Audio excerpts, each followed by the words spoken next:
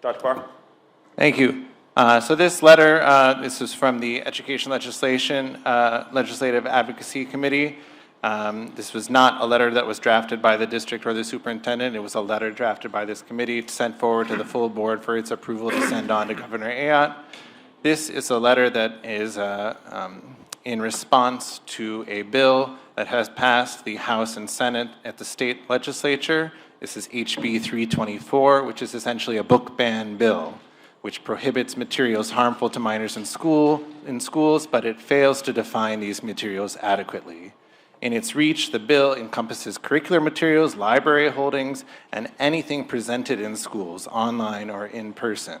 And so this committee views this as an overreach of state authority over local school districts, and also a constraint on academic freedom and educational content. The bill attempts to define certain terms, but it fails to delineate who makes the decisions about the implementation of the proposed policy. The guidelines are extremely vague. It does not say what constitutes materials that appeal, quote, to the prurient, shameful, or morbid interest of minors, end quote. It doesn't define what exactly prevailing standards to which the materials can be deemed patently offensive. It doesn't define what materials might lack serious value, and it doesn't say what counts as inappropriate. And it does not indicate who makes these decisions. And so I think it's important to clarify that as a school district, we already have a significant number of policies that cover materials in the classroom, including instruction number 104.1, curricular management, 101, academic freedom, 105, curriculum adoption, 118, instruction materials, and 145, exceptions to the use of specific course materials. Now, I just want to read a little bit from one of these policies. This is instruction 145, exceptions to the use of specific course materials. The board recognizes that there may be specific course materials which some parents and guardians may find objectionable. Parents and legal guardians shall be notified by email, other written means, website, social media posting, or phone call not less than 2 weeks in advance of the use of curriculum course material to be used for instruction of human sexuality or human sexual education. Upon request, and if available, materials can be provided by alternative means. The material is available for inspection at the school. The notice will identify and provide contact information for the member of staff or faculty a parent or guardian should contact to arrange an opportunity to inspect the curriculum course material. And the policy continues there. This is transparent. Our policy covers the implementation of curriculum choices and provides ways for parents to opt out. The curriculum is available to students and to parents to inspect there. And I think it's really important that we call attention to the policies that we already have, because we've done quite a lot of work to incorporate these policies to make sure that they're adhered to and to have a good educational rationale to protect and also to enhance the education of our students. And so with that, I'd like to make a motion to approve the letter asking Governor Ayotte to veto this bill. And one more point that I think it's important to make. Very recently in the news, another Republican governor of North Dakota, Kelly Armstrong, vetoed a very similar bill for his state. And I think I can give you the response, a direct quote from his veto of this bill. Armstrong said the bill, quote, represents a misguided attempt to legislate morality through overreach and censorship.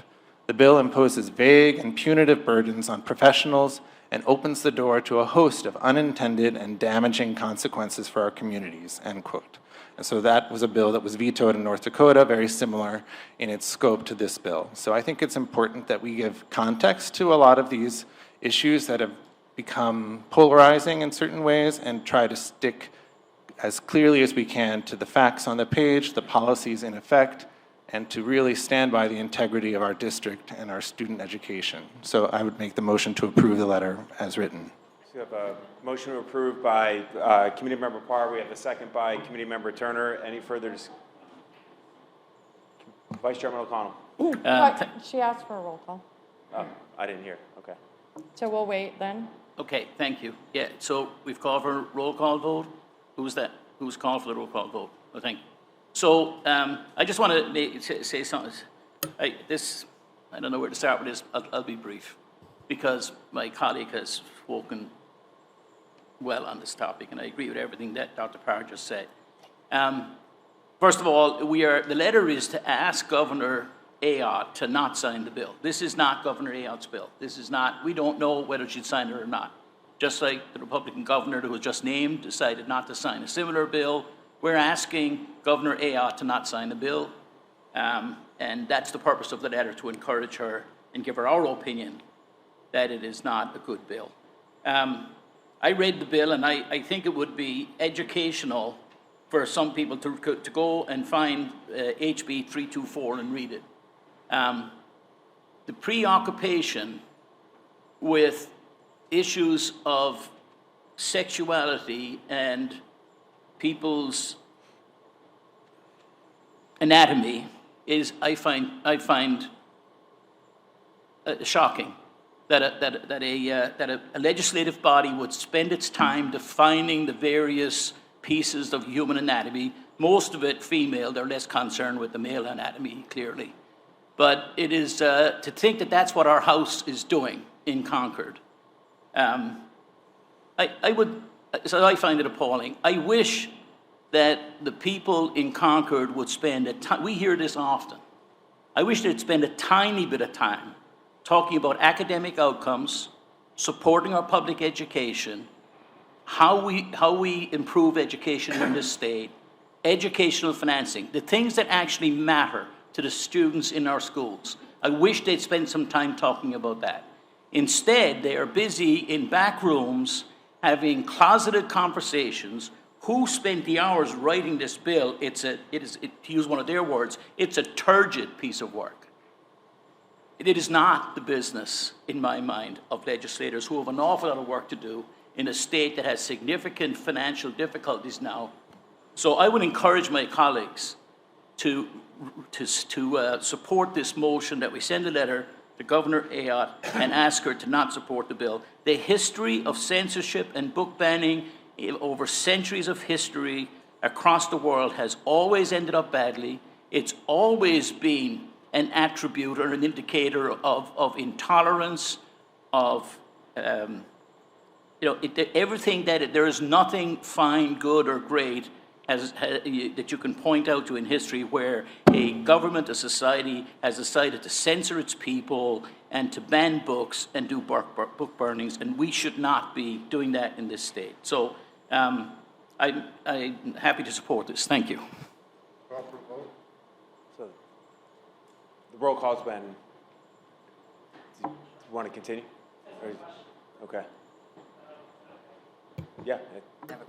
So, Committee Member Parr, my only question would just be, in terms of like this bill, do you know, and maybe not, but what educators like that are active in the field or had been active in the field, this is a genuine question, were a part of the process to write this bill?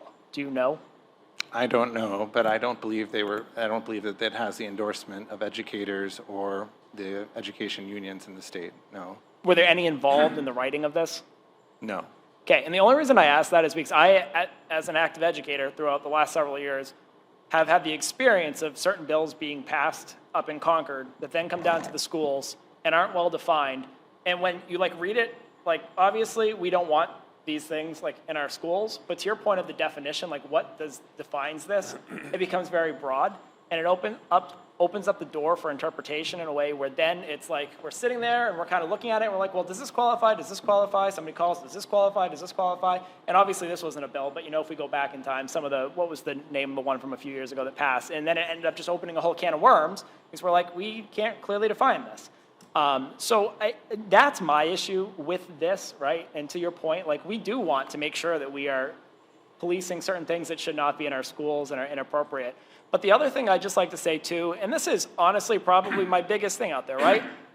I would ask, it's really sad to me that overall public education, something that's been around since we founded our country, with the sole purpose is to help students and families, right? That's the whole reason that public education exists, has become this thing for political people to fight over. It's become kind of this toy.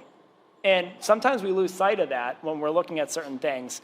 Because it is a little bit disheartening as an educator, I'm sure the other educators can speak to this too, to listen to the things that are going on in Concord or in Washington, D.C., and they won't come and talk to us, right? Like, we're going to welcome you into the school anytime. You want to come and talk to us, I'll give you my opinions, I'll give you my feedback, I'll have conversation, I'll talk to anybody. And I think anybody who talks to me knows this too. Come and see me, and at my school, I will talk to my parents any day and time. And in fact, we encourage it, and I believe, I don't want to speak for the district here, but that should be, if it isn't, our philosophy, right? If parents have questions, they should be able to come into their school and talk with their teachers and their administrators and have meetings. We do it all the time routinely. So I guess I would ask, is that our practice? It is.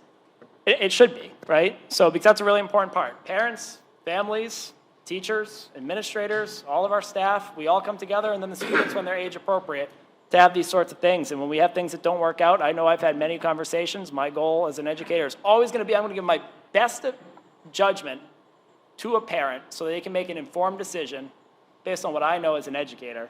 That is what I think is in the best interest of helping a student move forward. And then I walk out of my building every day feeling confident that I did that, and parents can make that informed decision based on all the experience and knowledge I've gained as an educator. So I'm sorry I'm going on, but it just is, it's really disheartening, and it's sad to see, and I'm hoping we can slowly peel back, because I know everybody in this room overall, we all want what's best for kids, and sometimes we come from different lenses, or we have different languages, but if we just come together and sit down in a darn room and talk about and put on a board, we want kids to learn, we want good test scores, we want them to be well, we're all going to have the same things up on that board, right? So how do we get there? And I don't think, in my opinion, this is like the type of thing that's going to help us get there. That room and that conversation is. Anyways, I'll get off the soapbox. Yeah. That's my piece. I got a little bit passionate, sorry. I really like public education. Thank you. Committee Member Wan.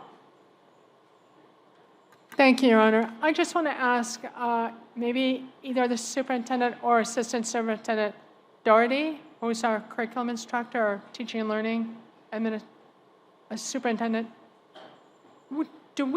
How do we vet books, and how do we decide what books are presented to students?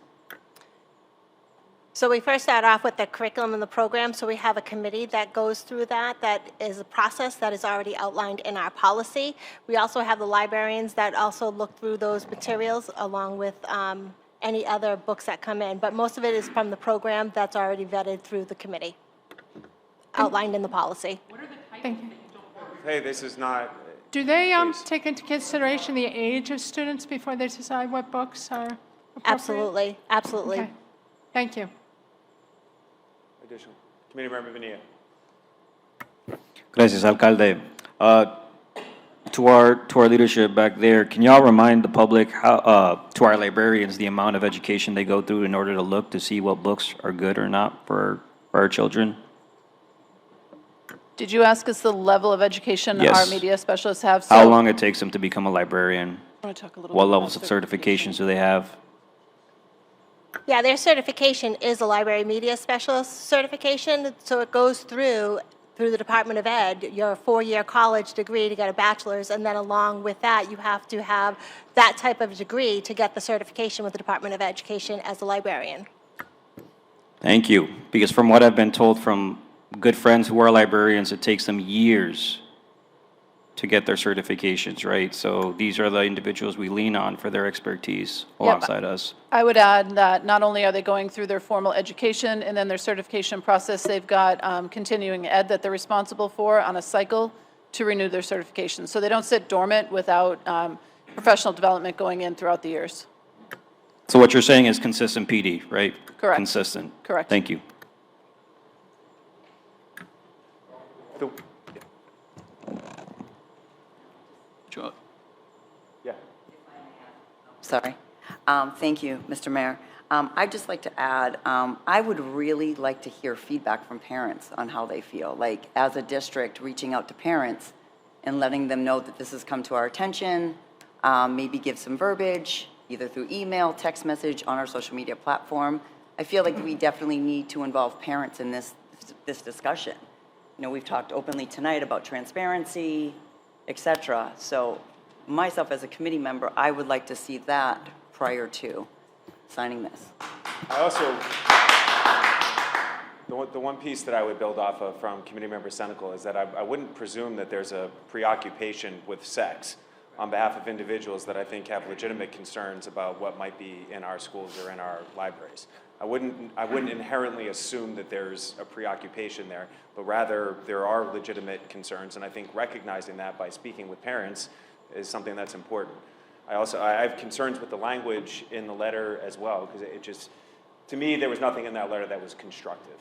And I liked what committee member Argyropoulos had to say. Like, if there was an offer in there, like, hey, we have concerns that this is written broadly. We would like to work with you to address those concerns. Here is what we do in our district to address concerns that have been brought to our district previously. Rather, this letter does not read in a constructive sense to me, and more just, we oppose this and urge you to as well. So I would have crafted the letter differently. Your Honor, Vice Chairman if I may. So we'll disagree on that. That's fine. I don't want to go back and forth with it. I think this is a piece of legislation, an answer looking for a problem. I've been at hundreds and hundreds of public meetings in Manchester, like automatic public meetings, your public forums, previous mayor's public forums. My email is widely distributed. My phone is sitting here. I've never once, ever heard anybody at any meeting bring up anything about a book or a piece of material in the city of Manchester that was troubling to them. So I'd like to ask the question of the administration. So how many times a week, a month, or a year are you fielding, is the administration fielding requests to ban books or restrict books? I would say less than a handful. I don't have an exact count with us this evening. We can go back and look at that.